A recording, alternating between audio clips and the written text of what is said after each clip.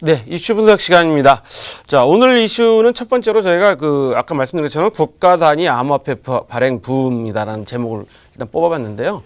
인도에서 CBDC 발행을 연구 중이라는 내용을 발표했습니다. 그 CBDC가 그러니까 영어로 말하면 센트럴 뱅크 디지털 커런시라서 중앙은행이 발행하는 통화 뭐 이런 개념인 뜻인데요.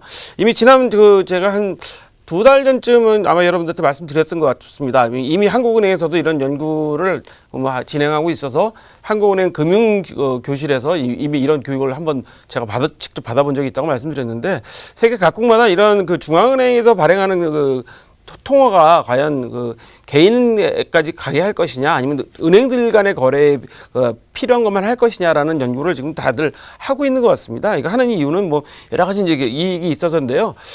중요한 건 베네수엘라나 이란 뭐 이런 나라들은 지금 이미 하고 있죠. 왜냐하면 베네수엘라나 이란은 이미 경제 제재를 받고 있어서 이거를 하지 않으면 특별한 빠져나갈 방법이 없는 거죠. 근데 오늘 뉴스에도 잠깐 보면 베네수엘라는 이미 페트로가 실체가 있냐 없냐 뭐 이런 뉴스까지는 지금 나오고 있는 상황이어서, 사실 이란보다는 베네수엘라 페트로를 믿을 수 있느냐 없느냐 이게 상당히 중요한 이슈가 되기 때문에 베네수엘라나 이란은 경제 제재를 피하기 위한 거라고 이해하시면 될 것 같고요. 인도는 이제 경제 규모가 엄청 커지기 때문에 이런 걸 하고 있다. 태국은 이미 개념 증명이라는 것을 현재 시범적으로 좀 하고 있고요. 또 인도 준비은행이 연례보고서에서 각 부처 간에 협동하는 것을 협동부서를 구성해서 만들고 있고, 블록체인 기반에 대해서는 언급하지 않았지만 분장 원장 기술에 대해서는 이익이 높다. 우리 경제적으로 이게 결제와 지급 뭐 여러 가지 부분에 있어서 이익이 높다. 그래서 현재 연구를 해야 된다고 하는데요. 제가 꼭 말씀드리고 싶은 것은 핀테크 발전에 따른 화폐를 어떻게 할 것이냐, 화폐나 동전 발행 비용 얼마나 절감할 것이냐는데, 인도 같은 경우는 약 한 1,100억 정도가 연간 소모가 된다고 그래요. 화폐나 동전을 발행하는데. 근데 막 사실 1,100억 전략하려고 이거를 발행하는 것보다는 앞으로 인도 같은 경우는 워낙 나라가 크지 않습니까? 세계 인구로 뭐 한 2위 정도 되는 나라잖아요. 그래서 현재 핀테크가 얼마나 발전할 건데, 제가 얼마 전에 인도 핀테크 시장에 대해서 전문가하고 잠깐 말씀을 나눈 적이 있는데요. 삼성도 이미 인도 핀테크 시장에 들어갔고 구글도 들어가 있어서 지금 철저한 시장이 글로벌 기업들이 경쟁을 각축전을 벌이고 있기 때문에 인도의 핀테크 시장이 어떻게 변하나에 따라서 앞으로의 모든 글로벌 기업들의 특히 글로벌 ICT, IT 기업들의 판도가 좀 바뀔 수 있다는 의견을 말씀하셔서 저희가 좀 눈여겨봐야 될 것 같아서 첫 번째 이슈로 삼았는데요.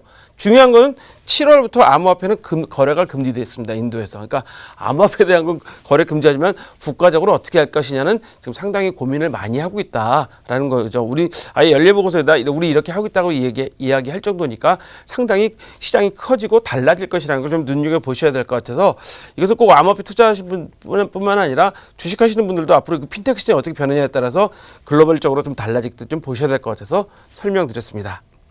자, 두 번째 뉴스는요. 러시아 무기 수출 대금을 암호화폐로 뭐 이런 큰 제목으로 담았습니다.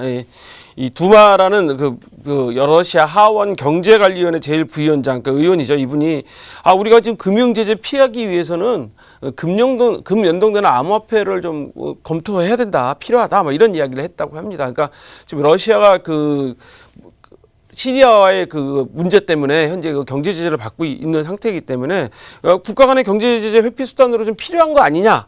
그래서 이런 유용한 도구를 우리가 좀 고민해야 되는 거 아니냐라는 이야기를 좀 했다고 합니다. 그래서 러시아에서는 이제 정치적으로 경제적으로 이런 것들이 이제 점점점 이야기가 나오기는데요.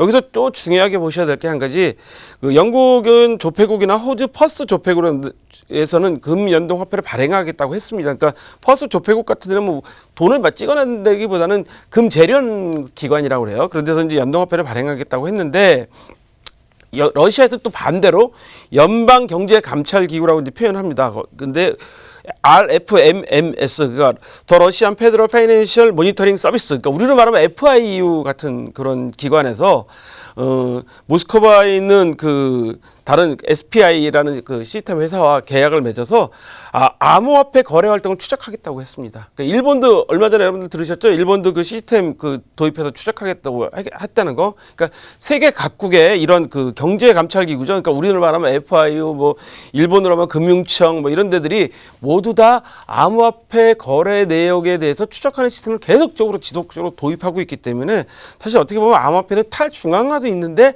이런 일이 생기는 거는 본래 취지와 맞지 않지만 세계 각국이 가장 신경 쓰는 것은 뭐냐면 경제 제재를 회피하는 거나 아니면 자금 세탁을 방지하는 것. 결국 자기들 나라 국가의 국부가 유출되지 않는 것에 모든 포인트를 맞추고 있다.